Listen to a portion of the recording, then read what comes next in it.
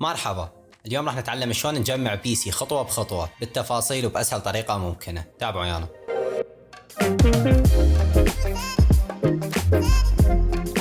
بداية الكمبيوتر اللي راح نجمع اليوم هو كمبيوتر الشخصي اللي استخدمه دائما بكل الأعمال تقريبا. راح نبلش بالقطع بداية من المذر بورد البي 550 من ايسوس تاف.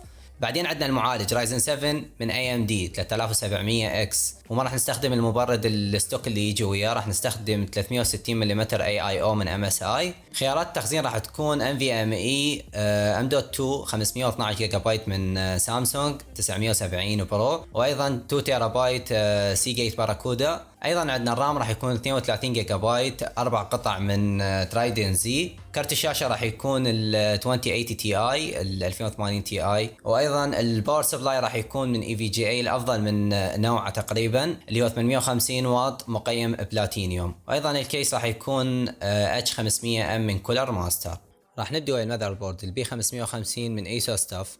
طبعا ماذر بورد بي 550 داعمه للجيل الرابع وذات منافذ بي سي اي اي اكسبرس جين 4، راح تكون ممتازه لتأدية الغرض وازيد من كافيه تقريبا. تحتاج من كرتونة المذر بورد ايضا كيبل ساتا واحد لانه عندنا هارد ديسك واحد، وايضا راح نحتاج قواعد لبراغي المذر بورد اللي راح تتركب بالكيس، وايضا راح نحتاج الى براغي خاصة بالمذر بورد اللي راح تتركب بين المذر بورد والقواعد وتثبتها بمكانها. بالنسبة لصندوق المعالج راح نحتاج من عند المعالج فقط، اما بالنسبة للتبريد الهوائي فراح يكون غير ضروري لانه راح نستخدم تبريد مائي. بالنسبة للمعالج فهو معالج الرايزن 7 3700 اكس من اي ام دي، راح يكون جدا ممتاز وكافي لتأدية الغرض المطلوب من عنده.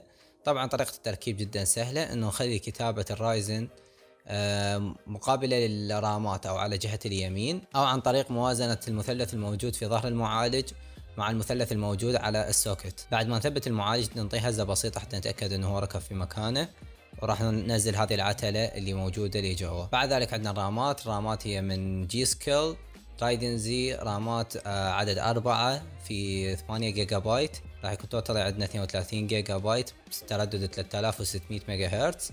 راح نركب كل وحده بمكانها عن طريق انه نفتح البراكتس اللي خاصه بالرامات. بحالتنا راح نحتاج نفتح براكت واحد والبراكت الثاني راح يكون مغلق اصلا، راح نثبتهن اربعتهن بمكانهن حتى نستفاد من خاصيه الدول تشانل. طبعا بعد ذلك راح نفتح البراكت الخاصه بالام دوت 2، وراح نستخدم ام دوت 2 من سامسونج برو 970 حجمها 512 جيجا بايت. راح اركبها بمكانها وهي ما راح تركب بطريقه خطا، وانما تركب بطريقه واحده فقط. بعد ما نثبت البرغ الصغير ونثبتها بمكانها، راح نثبت الشيلد اللي فوقها اللي عليه اصلا ثيرمال باد حتى تشتت الحراره. بعد هذا راح ننتقل لتبريد الماء المغلق اللي هو من ام اس اي الكور ليكويد. هذا تبريد يجي بثلاث مراوح 120 ملم حتى مجموعه يكون 360. طبعا هذا التبريد يركب على جميع انواع السوكيتات اللي موجوده تقريبا، فراح نستخدم هذه البراكيتات الثلاثه حتى نثبته على السوكت الخاص باي ام دي اللي هو الاي ام 4. بداية نثبت المراوح على الرادياتر بالشكل اللي احنا نحتاجه ونريده بالبراغي الطويلة اللي موجودة وياه. هنا تقريبا 4 براغي لكل مروحة، راح نثبتهم بشكل حرف اكس حتى لا يكون اكو ضغط من جهة وجهة اخرى. هذا الشيء راح يحافظ على المراوح وعلى ثباتهن. بعد ذلك نعطي تنظيفة بسيطة للمعالج لانه راح يكون عليه زيوت من ايدنا طبعا، وايضا البلوك الخاصة بالتبريد. راح نستخدم معجون حراري من كولر ماستر اسمه الماستر جيل برو. راح نخلي نقطة صغيرة على المعالج، يعني تقريبا بحجم حبة حمص صغيرة، ومن راح نكبس المعالج بالتبريد راح يثبت بمكانه وراح يتوزع بشكل ممتاز. بعد ذلك راح نثبت هذه الثلاث قطع، واحدة باللوخ مثل ما جاي تشوفون قدامكم. بعد ذلك راح نثبتها بالسي بي يو ووتر بلوك. بعدين باستخدام البراكتس الموجودة على جميع انواع مذر بوردات اي ام دي راح نركب هذه القطعتين عليها، وراح نشد من جهة ومن الاخرى بشكل يعني متوازن، شويه منا وشويه منا حتى لا يكون اكو ضغط من جهه واحده، فيتوزع المعجون بشكل ممتاز وما يصير اكو كسر. بعد ذلك راح ننتقل للباور سبلاي. الباور سبلاي من اي في جي اي، وانا اعتبرها افضل شركه لتصنيع الباور سبلايات بحكم كون هذا الباور سبلاي فولي موديولر، اي يعني انه الاسلاك مالته قابله للازاله، فراح نختار الاسلاك اللي احنا بحاجه الها. طبعا راح ناخذ سلك المذر بورد ال 24 بن، وايضا اسلاك الفي جي اي اللي هي خاصه بكروت الشاشه، وايضا راح نحتاج سلك للسي بي يو، وايضا اسلاك للساتا. كلها راح نعزلها ونخليها على صفحة، طبعا ما عدا سلك السي بي يو لانه راح نحتاج افد شوية. بعد ذلك راح نثبت القواعد اللي قلنا لكم عليها بالبداية بالكيس، وبعدين نركب الاي او شيلد ونراعي وجود المنافذ اللي خاصة بالصوت انه تكون لي جوا. بعد تركيب الاي او شيلد راح نثبت المذر بورد بمكانها باستخدام البراغي اللي طلعناهم بالبداية. طبعا 9 براغي ل9 قواعد. طبعا باغلب الكيسات راح يكون من الصعب جدا تركيب سلك السي بي يو، فراح نحتاج انه نثبت هذا السلك من البداية، يعني قبل لا نركب التبريد، ونخليه طايف من الجهة الأخرى لما نركب الباور سبلاي. بعد هذا راح نثبت الراديتر الخاص بالمذر بورد عن طريق هذه البراغي الصغيرة اللي تشوفوها قدامكم.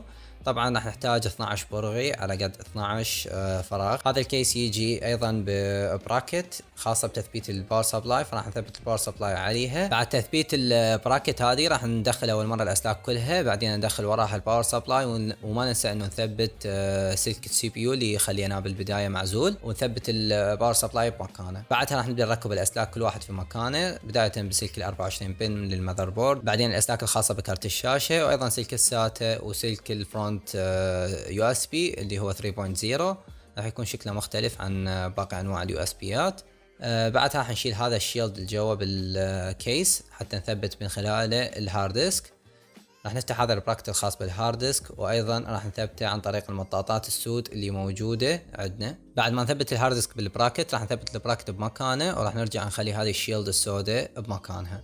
بعدها راح نبدأ نخلي الأسلاك الصغيرة اللي موجودة دائما في كل كيس، بداية من الفرونت أوديو اللي راح يكون مكانها دائما على اليسار ومكتوب عليها الفرونت أوديو.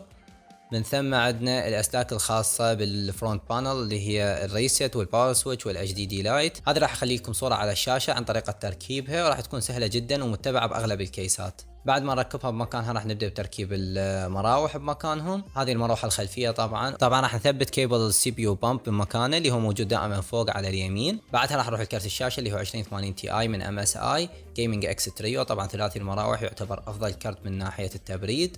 طبعا بالجيل الفات، وهسه الجيل الجديد ال 3000 سيريس هو غير متوفر بالسوق، فهذا اللي موجود حاليا. طبعا كارت ممتاز جدا، سريع، قوي بالاداء، موفي الحاجه اللي مطلوبه من عنده واكثر. راح نفتح مكان الكارت اللي هو راح يكون عباره عن البراكت الثاني والبراكت الثالث اللي هي موجوده دائما باغلب الكيسات. وراح نفتح التأمين الخاص بالمذر بورد، وبعدها راح نركب الكارت بمكانه. راح نبدأ بشد البراغي الاثنين اللي موجودات البراكتات. بعد ما ثبتنا الكارت بالبراغي راح نثبت الدعامة اللي موجودة وياه. بعدها راح نثبت الأسلاك الخاصة بتوصيل الطاقة اللي هي 8 بن 8 بن 6 بن، وهذه مجرد حركة من عندي حتى أثبت الأسلاك بمكانهم وأنطيهم شكل جمالي أكثر. بعدها راح ننتقل للجزء الخلفي من الكيس، راح نركب أسلاك الطاقة الخاصة بالساتا، وأيضا سلك البيانات الخاص بالساتا. وراح نبدأ بترتيب هذه الأسلاك واحدة ورا الثانية ونثبتهم بشكل ممتاز مثل ما راح تشوفون قدامكم. طبعا هذا الكيس يجي ويا كنترولر خاص بالار جي بي والفانات، فراح يكون يسهل علينا العملية أكثر وأكثر. راح نثبت كل شيء بمكانه، وراح نوصل للشكل النهائي للكيس، وأخليكم ويا مشاهد من الشكل النهائي.